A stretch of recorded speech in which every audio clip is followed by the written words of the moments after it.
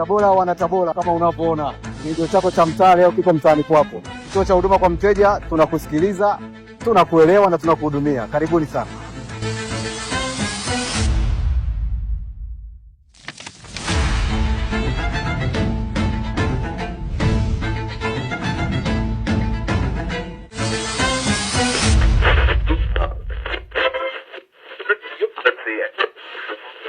Niko pamoja na wageni kutoka Wizara ya Katiba na Sheria, na tunatamani kufahamu ni majukumu gani ambayo mmejikita nayo zaidi katika kituo cha huduma kwa mteja. Kiko mahususi kwa ajili ya kupokea malalamiko. Kama mtu ana malalamiko ya aina yoyote, iwe ya uvunjifu wa amani au kukosa haki, malalamiko yote yanayohusiana mambo ya ndoa, mirathi, ardhi, kazi.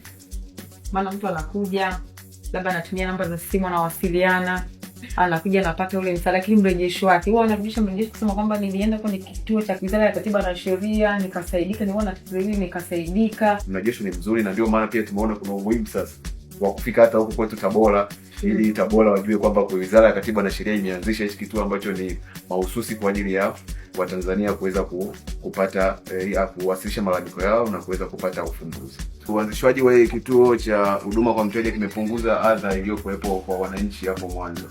Kwanza tuna ile namba ya simu ya bure ambayo ni 0800 004 004.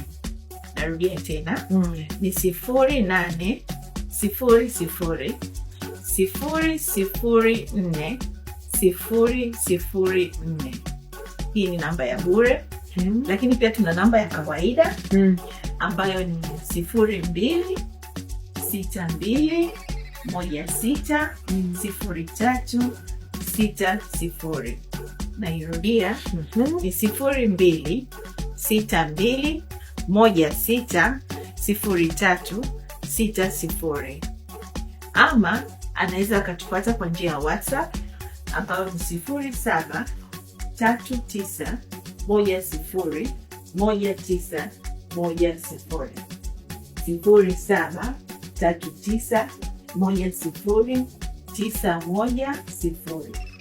Lakini vile vile anaweza kutupata kwa barua pepe ambayo anaweza kuandika malalamiko@sheria.go.tz. Na kuna mwingine anaweza kuprefer kuandika barua ya mkononi kawaida ile, akatumia sanduku la posta 315 Dodoma.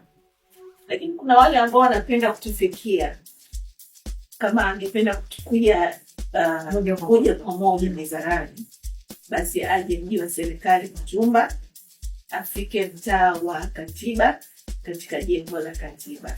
Asante sana, jambo ni zuri, nimekaa na namna hiyo. Kwa hiyo kama kuwasiliana nao Jumatatu mpaka Ijumaa unaweza kupata msaada kabisa.